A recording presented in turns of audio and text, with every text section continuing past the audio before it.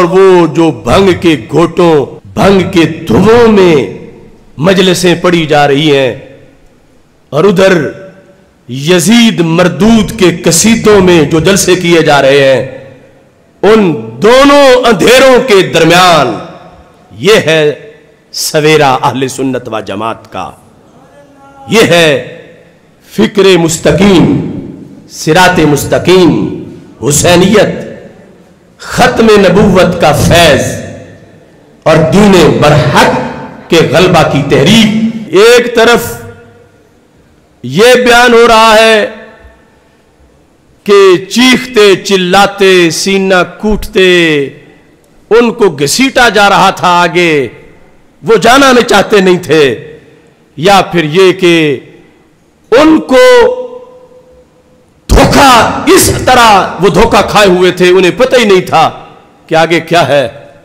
یا اس طرح کہ معاذ اللہ کرسی کے لالچ میں نکل پڑے تھے گھر سے اور کرسی ہی مقصد تھی، کرسی مدعا تھی اور پتہ ہی کوئی نہیں تھا آگے کیا ہو جانا ہے۔ ان سارے فلسفوں کے مقابلے میں امام حسین رضی اللہ تعالی عنہ نے اپنے عظیم فرزند کو بتا دیا کہ ہماری اس داستان کو بیان کرتے ہوئے ہماری طرف نسبت کر کے ہمارے رب کے لحاظ سے کوئی شکووں والے جملے نہ بولے، کوئی شکایتوں والی داستانیں نہ گھڑے، کوئی بے صبری کے قصے نہ بنائے۔ جب میں الحمدللہ کہہ رہا ہوں، میں حسین جب الحمدللہ کہہ رہا ہوں، تو پھر حسینیت اللہ کے نظام سے شکایت کا نام نہیں ہے، بلکہ اللہ کی آزمائش پر اللہ کی اطاعت میں ثابت قدم رہ کر الحمدللہ اور انا للہ پڑھنے کا نام ہے۔ اللہ کی شریعت سے بغاوت نہیں ہے، بلکہ نانا جی کے دین پر ہر طرف زخموں اور لاشوں کے تڑپنے کے باوجود بھی الحمد کی صدا بلند کرنا، یہ ہے اہل بیت اطہار کا صبر، ان کی استقامت، ان کا دیا ہوا سندیشہ کائنات کے لیے۔ مقابل کا یزید مردود، اس کو تو ایک ایک گھڑی کا کل حساب دینا پڑے گا، اس کے مظالم پر اس کی ہر گھڑی ایک مذمت ہے، لیکن یہ جانے والے جنہیں دین کی وجہ سے کانٹوں پہ گزرنا پڑ رہا ہے، یہ رب سے شکوے کرنے والے نہیں، یہ اس نبی کے فرزند ہیں جو آخری نبی ہے اور جنہوں نے ساری امتوں کے کردار کا اپنی طرف سے جامع گلدستہ پیش کیا، اور صبر استقامت کے سبق ان کی آل نے پریکٹیکل کر کے کربلا میں دکھا دیے۔ یہ الکامل میرے پاس موجود ہے، اس میں حضرت امام حسین رضی اللہ تعالیٰ عنہ کا 3 جلد کے اندر وہ خطبہ ہے کہ جب آپ کربلا کی طرف جا رہے ہیں اور بالکل آفاق کربلا میں پہنچ چکے ہیں، سواری پہ بیٹھے ہیں، ثم قام الحسین الى رحلہ ثم سار لیلا، اپنے کجاوے کی طرف اٹھے، سواری میں بیٹھ گئے کجاوے میں، رات کا وقت تھا، پیچھے جس شخصیت بیٹھی تھی ان کا نام ابنہ علی ابن الحسین رضی اللہ تعالیٰ عنہ، حضرت علی بن حسین بیٹھے ہیں۔ فخفق برأسہ خفقۃ، تو جب شدید نیند کا معاملہ ہو تو اچانک بندے کو نیند آتی ہے، سر جھک جاتا ہے اور پھر فوراً جھٹکا لگتا ہے اور اٹھ جاتا ہے، تو یہ خفقہ تھا، یعنی اچانک نیند کے غلبے سے سر جھکا اور فوراً آپ نے سر اوپر اٹھایا۔ وَهُوَ يَقُولُ، اور عالم بیداری میں کہہ رہے تھے، اِنَّا لِلَّهِ وَإِنَّا إِلَيْهِ رَاجِعُونَ،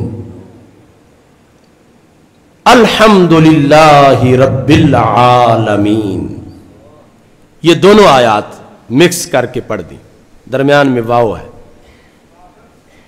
فَأَقْبَلَ إِلَيْهِ ابْنُهُ عَلِيُّ بْنُ الْحُسَيْنِ رضی اللہ تعالیٰ عنہما۔ تو آخر اس گھر کا ہر بچہ جسے دیکھو وہی شیر خدا معلوم ہوتا ہے۔ تو حضرت علی بن حسین محسوس کر گئے کہ کوئی معاملہ ہے.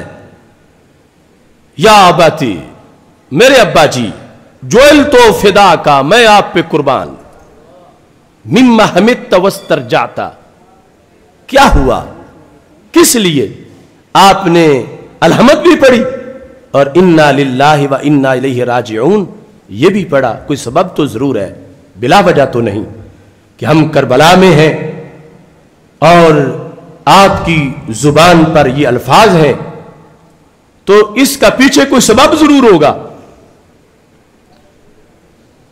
تو حضرت امام حسین رضی اللہ تعالی عنہ نے جواب دیا، یا بنیا، اے میرے پیارے چھوٹے بیٹے، مجھے اونگ آئی تو میں نے ایک گھوڑ سوار کو دیکھا. اس نے کہا، القوم یسیرون والمنایا تسیر الیہم. القوم سے مراد ہے قافلہ حسین رضی اللہ تعالیٰ عنہ، کہ یہ قافلہ موت کی طرف آگے بڑھ رہا ہے اور موت اس کی طرف آگے آ رہی ہے. ان ادھر سے موت نے سفر شروع کر دیا ہے، ادھر سے انہوں نے کر دیا ہے، اور آپس میں ملاقات ہونے والی ہے. موت ان کی طرف رواں دواں ہے، یہ موت کی طرف رواں دواں ہے. تو جب یہ اس نے خبر دی ہے تو میں نے اپنے جذبے کا اظہار کیا کہ الحمدللہ، دین کے لیے موت آئے تو ہم شکوہ نہیں کریں گے، اللہ کا شکر ادا کریں گے کہ تجھے وہ شاخ سے توڑیں زہے نصیب تیرے، کہ تڑپتے رہ گئے گلزار میں رقیب تیرے. ہر ایک کی جان کہاں رب قبول کرتا ہے، یہ تو خاص جانے ہیں جن کو رب قبول کرتا ہے. میں نے الحمد کی شکر کیا اور میں نے انا للہ و انا الیہ راجعون پڑھا کہ ہمارا اس میں کوئی احسان نہیں، اللہ کا فضل ہے، ہم اسی کے ہیں، اسی کی طرف جانے والے ہیں. یہ جواب دیا حضرت امام حسین رضی اللہ تعالی عنہ نے اپنے عظیم فرزند کو. علی بن حسین رضی اللہ تعالیٰ عنہ انہوں نے سوال کیا اور ہمارا مسئلہ حل کر دیا. وہ سوال نہ کرتے تو حسینی جواب کہاں سے آتا؟ ہم جیسے کروڑوں ان کی ایک سوچ کے کروڑ میں حصے کی چمک بھی نہیں پا سکتے. ہم سے آج یہ سوال ہو جاتا، امام علی بن حسین امام حسین سے کر رہے ہیں، تو ہمیں جواب نہ آتا. انہوں نے سوال کیا اور سنی فلسفہ واضح کر دیا. کہنے لگے جو آج قدم قدم پہ سوال ہے، یعنی نجدی ٹولہ خارجی، وہ کہتے ہیں کہ تم کہتے ہو مشکل کشا ہیں تو اپنے نواسے کو پانی بھی نہیں دے سکے. ہوتا ہے نا یہ، کوئی کہتا ہے، کوئی کہتا ہے. تنگ سوچ، انہیں پتہ نہیں یہ تو پھر سوال اللہ تک جا پہنچے گا، اللہ کی قدرت پر سوال ہو جائے گا، اللہ کی الوہیت پر سوال ہو جائے گا. تو امام علی بن حسین ہماری رہنمائی کے لیے انہوں نے سوال کر دیا. کہنے لگے، یا اباتے، میرے ابا جی، لا اراک اللہ سوا، رب کبھی بھی آپ کو کوئی بری چیز کسی کا سامنا نہ کرنا پڑے، اللہ کبھی بھی مشکل وقت آپ پہ نہ لائے. یہ سوا سے مطلب ہے کہ کبھی بھی کوئی ایسی حالت نہ گفتہ بے جسے ہمیں سامنا کرنا پڑ جائے، رب وہ آپ پہ نہ لائے. یہ دعا دے کر کہا، السنا علی الحق،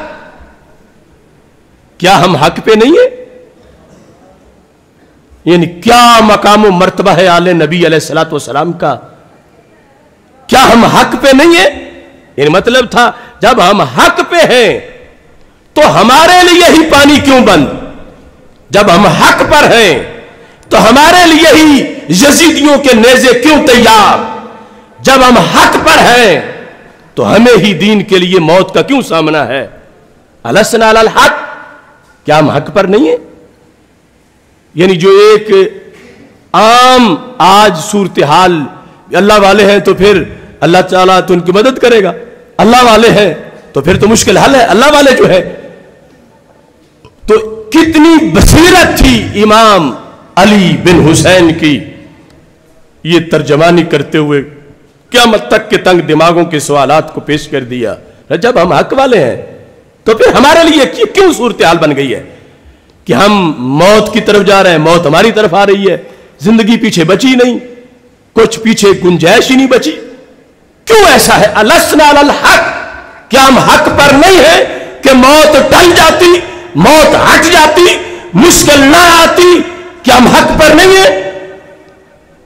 तो इमाम हुसैन ने कहा बला हक पर है तो फिर ही तो इम्तिहान आया है। बला यानी सवाल जवाब मिल गया। क्या हम हक पर नहीं है? अब बला क्यों नहीं, हक पर ही है, हक पर होना ही सबब है, हक पर होना ही सबब है। मकतब इश्क का दस्तूर निराला देखा, उसको छुट्टी न मिली जिसने सबक याद किया। रुए जमीन पर इस वक्त के इम्तिहान का मैं ही तो मेरिट पूरा करता हूं और मेरे साथ ये मेरा काफिला है।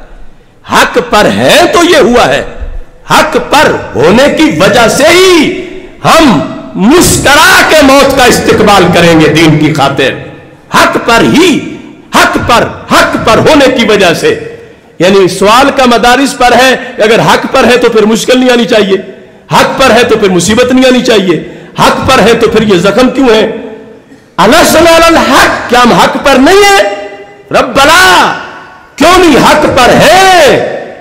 और ये आजमाइश रुए जमीन पर इसलिए हमारी आई है, इस वक्त जितना हम हक पर है इतना कोई भी नहीं है रुए जमीन पर। इस वक्त हम ही तो हक वाले हैं। भला क्यों नहीं? कसम उठाई साथ इमाम हुसैन रज़ी अल्लाह तआला अन्हु ने, वल्लज़ी यरजु इलैहिल इबाद, मुझे उस रब की कसम जहां सब ने फौत होके जाना है, अगरचे कोई अपने काशाने में फौत हो या राह करबला में या मैदान करबला में, मुझे उस रब की कसम हम ही तो हक पर हैं। अब इमाम अली बिन हुसैन का जवाब सुनो। इससे पता चलता है कि सवाल सिर्फ ये हमारे मामले के लिए, बाद वालों के लिए था। अपनी जाती सोच ये नहीं थी कि ऐसा जब पूछा जाएगा कि उधर कहते हो यही हक है, यही हक है, तो रब हक वालों के लिए सब कुछ मुसीबतें क्यों ले आया? तो जवाब जब सुन लिया हजरत अली बिन हुसैन रज़ी अल्लाह तआला अन्हु ने, तो अब क्या बोले? कहते हैं काला एज़न ला नुबाली अन नमूता मुहिक्कीन, अब्बा जी फिर तो कोई परवाह ही नहीं, कितने यजीदी हो, कितनी तीर हो, कितने तलवारें हो, जितने दिन पानी बंद रहे, जो कुछ भी आ जाए, ला नुबाली, कोई परवाह नहीं, कोई परवाह नहीं, कोई परवाह नहीं। क्यों? अन्नुमीत मुहिक्कीन, अन्नमूत मुहिक्कीन, कि हम हक हक हक करते अपनी जान अल्लाह के लिए कुर्बान कर देंगे। ये तहरीक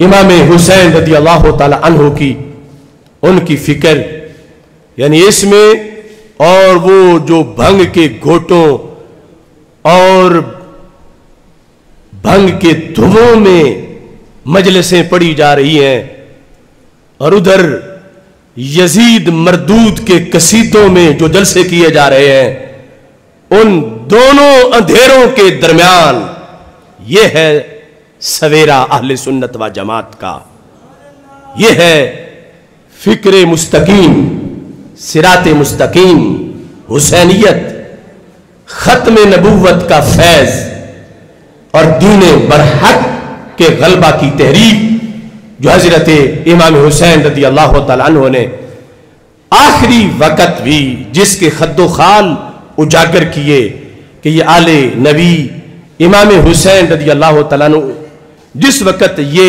किरदार अदा कर रहे थे, रूए ज़मीन पर कोई इंसान उस वक़्त उनके कद का नहीं था और वो मेरिट कोई भी पूरा नहीं कर रहा था जो मेरिट इमाम हुसैन रज़ी अल्लाह तआला अन्हु पूरा कर रहे थे।